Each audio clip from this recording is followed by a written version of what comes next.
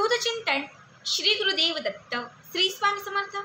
तुम्हा सर्वांचं आपल्या स्वामी शक्ती या चॅनलमध्ये मनापासून स्वागत आहे। स्वामी तुम्हा सर्वांच्या सर्व चांगल्या इच्छा पूर्ण करो एवढीच स्वामींच्या चरणी प्रार्थना करते आणि आपल्या आजच्या या नवीन आणि सुंदर व्हिडिओला पुन्हा एकदा नव्याने सुरुवात करते। फक्त बघा, उद्या आहे 16 एप्रिल मंगळवार, अत्यंत महत्त्वाचा आणि सर्वात मोठा दिवस, कारण उद्या आहे चैत्र अष्टमी। खरं तर अष्टमी तिथी ही माता लक्ष्मीसाठी समर्पित आहे आणि मंगळवारचा दिवस देखील माता लक्ष्मीसाठी समर्पित आहे।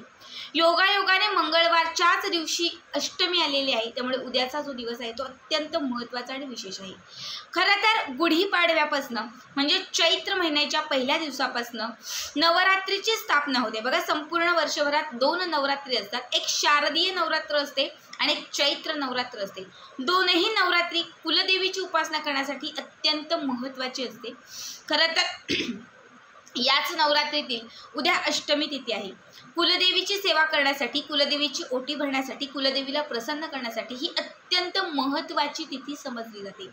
आता कुलदेवी म्हणजे काय, तर आपल्या कुलाचं रक्षण करणारी, आपल्या कुलाचार पुढे नेणारी, आपल्या संकटात किंवा आपल्या आयुष्यामध्ये जे अडथळे येत असतील त्या अडथळ्यांमधून आपल्याला सावरणारी, आपल्या प्रत्येक गोष्टीत यशाची प्राप्ती करून देणारी आणि आपल्या घरामध्ये सुख समृद्धी ऐश्वर्यांची प्राप्ती करून देणारी। बघा, तुम्ही बाकी सगळ्या देवांची सेवा करायला विसरलात तरी चालेल, पण कुलदेवीला कधीही विसरायचं नाही। जो व्यक्ती कुलदेवीला विसरतो, बाकी सगळ्या खूप सेवा करतो, सगळं खूप करतोय, पण कुलदेवीला तो विसरतोय, तर आयुष्यात कितीही संकटे आले, कितीही विघ्ने आली, कितीही अडथळे आले, तर त्यातून त्याला बाहेर पडणं खूप मुश्किल असतं। मग आपण सांगतो की माझ्या आयुष्यात मी खूप सेवा करतोय, सगळं करतोय, पण अडथळे दूर होत नाहीयेत, माझ्या इच्छा पूर्ण होत नाहीत, संकट टळत नाहीत, कारण तुमची कुलदेवीची सेवा कुठेतरी कमी पडते किंवा कुलदेवी तुमच्यावरती कुठेतरी नाराज आहे।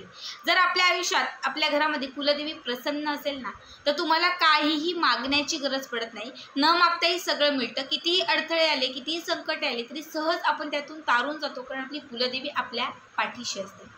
आजच्या या व्हिडिओमध्ये मी तुम्हाला याच उद्या अष्टमीचा एक अत्यंत प्रभावी उपाय सांगणार आहे। बघा, उद्याच्या दिवशी न चुकता तुम्हाला ही एक वस्तू आपल्या कुलदेवीला अर्पण करायची आहे।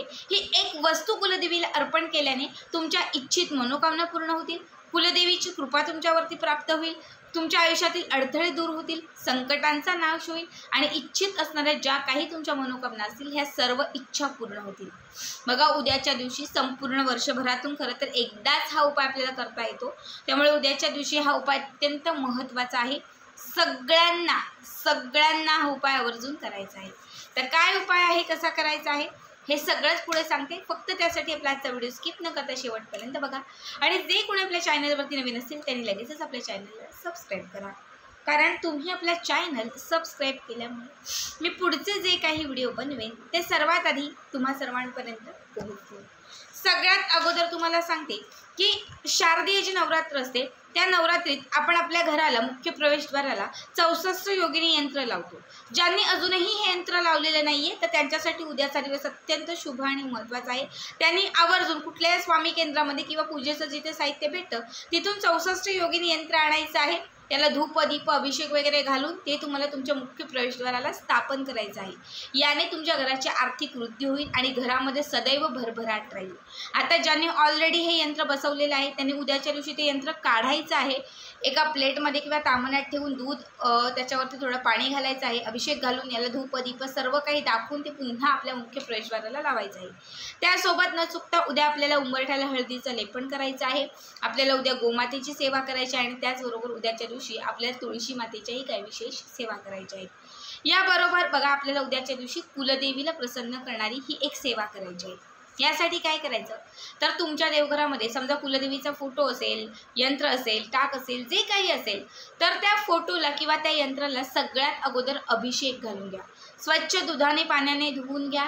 त्याच्यानंतर एक वेगळा चौरंग मांडला तरीही चालेल किंवा जिथे तुम्ही ठेवता ती मूर्ती, फोटो जे काही असेल तर तिथे ते ठेवून द्या। त्याच्यासमोर एक शुद्ध तुपाचा किंवा तिळीच्या तेलाचा तुम्हाला दिवा लावायचा आहे। हे झालं की त्याच्यानंतर तुम्हाला 16 अख्ख्या लवंगा घ्यायच्या आहेत। बघा अख्ख्या फुलवाले असणाऱ्या शाबीत 16 लवंगा घ्यायचे, त्याच्यासोबत तुम्हाला थोडंसं तूप घ्यायचं आहे. ठीक आहे. आता काय करायचं, तर देवघराच्या समोर बसून एक लवंग घ्यायचं, ते थोडंसं तुपात भिजवायचं, म्हणजे थोडंसं त्याला तूप लावायचं आणि ते उजव्या हातामध्ये घ्यायचं. हे लवंग उजव्या हातात घेऊन हाताची मूठ बंद करायची आणि एक वेळा महालक्ष्मी अष्टकमाचं पठण करायचं. महालक्ष्मी अष्टकम म्हणून झालं की त्याच्यानंतर हे लवंग कुलदेवीच्या समोर अर्पण करायचं. बघा, नवरात्रीतील कुठलीही जर सेवा तुम्ही करणार असाल किंवा जर लक्ष्मीला प्रसन्न करणारी कुठली सेवा करणार असाल तर त्यामध्ये महालक्ष्मी अष्टकम हे अत्यंत महत्त्वाचं आणि विशेष मानलं जातं. महालक्ष्मी अष्टकमामध्ये इतकी ताकद असते की क्षणात कितीही आपल्या घरामध्ये नकारात्मकता असेल तर ती संपून जाते आणि आपल्या घराकडे महालक्ष्मी आकर्षित होते. महालक्ष्मी अष्टकमाचं 16 वेळा घरात पठण केल्याने संकटांचा, विघ्नांचा नाश होतो आणि इच्छित असणारी मनोकामना पूर्ण होते. घरामध्ये पैशांचा ओघ येत राहतो आणि घरामध्ये असलेले दारिद्र्य जे आहे ते कुठेतरी कमी होत जाते. म्हणून आपल्याला 16 वेळा न चुकता उद्याच्या दिवशी महालक्ष्मी अष्टकम म्हणायचं आहे. प्रत्येक वेळी एक लवंग हाताच्या मुठीत घ्यायचं, इच्छित मनोकामना व्यक्त करत महालक्ष्मी अष्टकमाचं पठण करायचं आणि ते लवंग बरोबर महालक्ष्मीच्या चरणाच्या जवळ अर्पण करायचं. असं 16 एक एक करत 16च्या 16 लवंगा तुम्हाला तिथे माता लक्ष्मीच्या समोर अर्पण करायचे आहेत.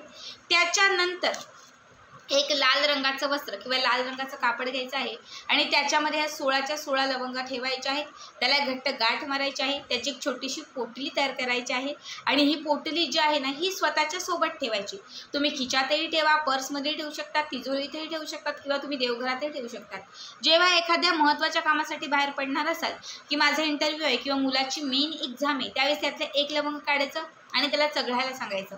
जर खाणं शक्य नसेल तर चहामध्ये घाला आणि तो चहा प्यायला सांगा. बघा, प्रत्येक गोष्टीत यशाची प्राप्ती होईल. न होणारी कामेही तुमची होऊ लागतील. शिवाय जर तुम्हाला कुठल्या प्रकारचा आजार झाला असेल, कितीही काही केलं तरी नकारात्मकता संपत नसेल, सतत काही ना काही पाठीमागे आजार झालेला असेल, तर अशा वेळेस हे लवंग जे आहे ते आजारी व्यक्तीला, म्हणजे तुमचा भाऊ बहीण असेल किंवा घरातीलच तुमची आई असेल, सासू असेल किंवा तुम्ही स्वतः असेल, तर पुन्हा एकदा ते लवंग जे आहे ते तुम्हाला खायचं आहे किंवा तुम्ही अंघोळीच्या पाण्यात घालू शकतात. ही जी पोटली आहे ती तुम्ही खिचात ठेवून महत्त्वाच्या कामांसाठी बाहेर पडू शकतात. ही जी पोटली आहे ती सोबत ठेवून तुम्ही महत्त्वाचे निर्णय घेऊ शकतात. याने तुमचे निर्णयही योग्य राहतील, प्रत्येक गोष्टीत यशाची प्राप्तीही होईल, आजारपणातून, रोगातून मुक्तताही होईल आणि इच्छित असणारी जी काही मनोकामना आहे ती मनोकामनाही पूर्ण होईल. अत्यंत साधा आणि सोपा उपाय आहे. मात्र उद्याच्या दिवशी हा 16 लवंगाचा 16 वेळा महालक्ष्मी अष्टकम म्हणण्याचा एक अत्यंत प्रभावी उपाय आहे. तर न चुकता उद्याच्या दिवशी सगळ्यांनी हा उपाय नक्कीच करा. आजचा हा व्हिडिओ कसा वाटला ते नक्की सांगा आणि असेच पुढचे व्हिडिओ पाहण्यासाठी चॅनलला सबस्क्राईब करा. श्री स्वामी समर्थ. जय जय स्वामी समर्थ.